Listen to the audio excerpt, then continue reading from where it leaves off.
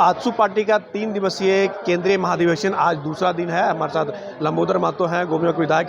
लंबोदर जी, आज दूसरा दिन है महाधिवेशन, किन किन बातों पर चर्चा हो, क्या हार की समीक्षा की हुई होगी? निश्चित रूप से आज का जो दूसरे दिन था अधिवेशन का, तो उसमें कई विषयों पर हम लोगों ने चर्चा किया और इसमें कई देश विदेश के कई विद्वान और विशेषज्ञ जुड़े और उनकी बातें आई, सुझाव आया। जो मूल रूप से आज का विषय था भूमि, कृषि, सिंचाई, खनन, उद्योग, पर्यावरण और पर्यटन से संबंधित में वर्तमान में क्या स्थिति है राज्य में और आगे हम लोग इसकी बेहतरी के लिए क्या कर सकते हैं। इसके साथ ही आज जो मूल रूप से हम लोगों के बीच में विषय था वो हम लोगों का था कि पूरे राज्य में शिक्षा और स्वास्थ्य की क्या स्थिति है, इसको हम लोग कैसे बेहतर आगे राज्य में कर सकते हैं, ये एक महत्वपूर्ण विषय था। इसके साथ ही स्वशासन और महिला सशक्तिकरण, इन विषयों पर भी आज विस्तृत चर्चाएं हुई है और जो भी विद्वान और विधि विशेषज्ञों का विचार आया है, जो राज्य हित में परामर्श आया है,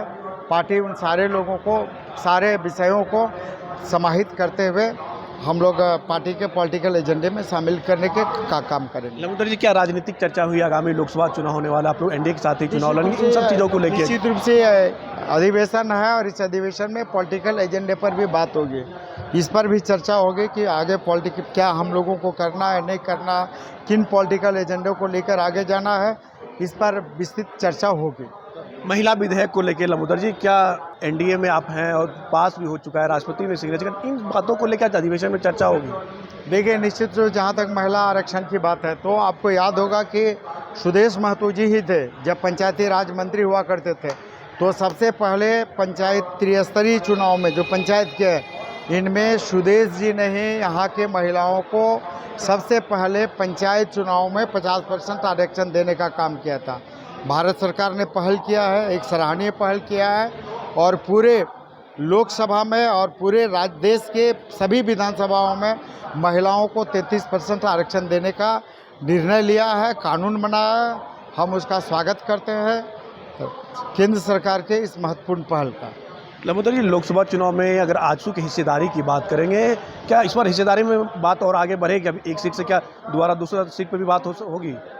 देखिए, निश्चित रूप से अब हमेशा से आजसू महिला सशक्तिकरण पर बात करती आई और महिलाओं को सशक्त बनाने में संवेदनशील है।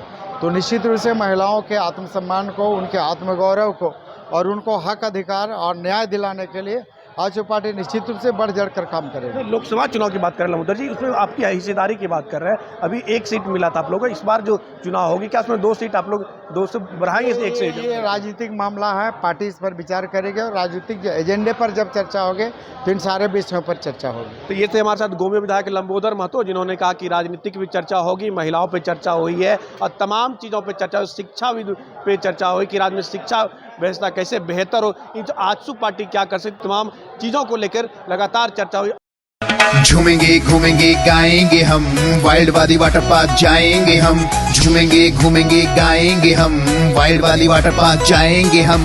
वाटर पार्क में फुल ऑन फन करेंगे, फैमिली संग वाइल्ड वादी चलेंगे। वाइल्ड वादी एंड अम्यूजमेंट वाटर पार्क एक नए अवतार में, तो तैयार हो जाइए वाइल्ड वादी में अनलिमिटेड मस्ती के लिए। साथ ही 33 फीट की हाइट से मल्टी लेन और बर्ड पार्क का भी ले फुल मजा। वाइल्ड वादी अम्यूजमेंट वाटर पार्क, देवी मंडप रोड, 10 माइल चौक, रांची।